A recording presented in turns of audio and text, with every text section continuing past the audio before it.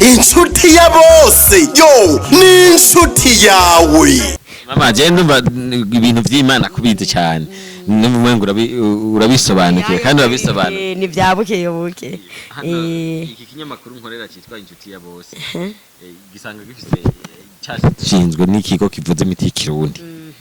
Bera none wowe wasomye ijambo ry'Imana umuntu akoresheje imiti y'ikirundi akijijwe ni bibi oyaha si bibi kuko hariho ijambo ry'Imana igihe Yesu yari karabwira Mose ngo Mose inkoni yawe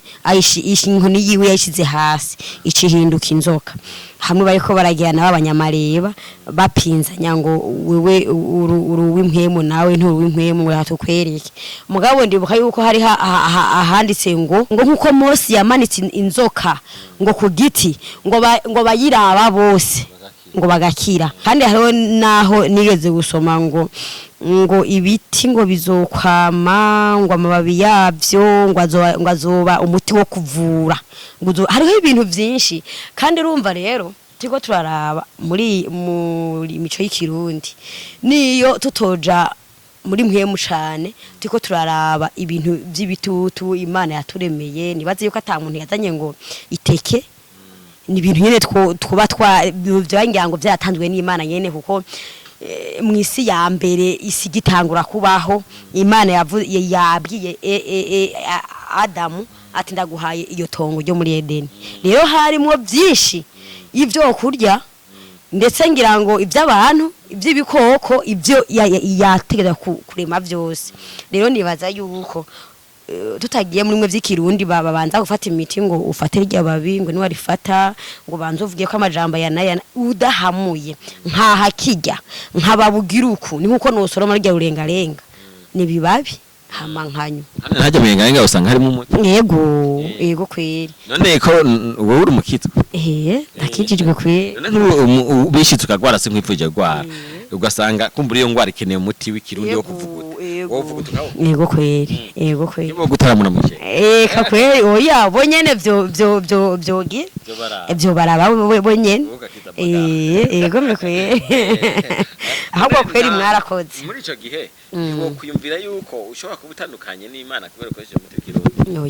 oya kabisa oya ni ibintu nyene dupfa kuko erega ni imiti yo kwa muganga nuko amayendisi barinda gushishamo ni imiti y'ikirundi ni bibabi none nk'amakinine amaprastamoro ibijya bintunze byose usanga ari nk'ibi mikaratusi batwara ibinkina bakagenda bakagira bagahingura bakavamo imiti yo kuvura abantu none ko tubona yuko abantu benshi b'abakirisu batemera imiti y'ikirundi na cyane imiti nyene y'ikirundi yabi yo muri cyo inshuti ya bose canke ni yahandi abantu b'abakirisu ntibagemera biva kubi ayaye ni nkuko ubona ni novuga yuko ari nk'intuze z'abantu nyene n'abantu nyene uko usanga nyene bagize gusa nuko usanga nyene ngira bo bataragwara ngo baheze bafatwe niyo ngwara bibasabe yuko kuko ndazi yuko ndibaza yuko ariho n'abapatiri yoye ibuta iwacu twaba tugenda tukagurira iyo miti ari wa patiri ni sawa nene ko abayabanje kuwusengera akawusaba Imana oya kweri barayikora kweri bakayikora kandi twagenda ikavura abantu ikibi nico none wewe ubaza ni gihi cyatumye abantu babakizwa bumva yuko umuti w'ikirundi batawukoresha nibaza yuko ari nko gutahura nabi kwabo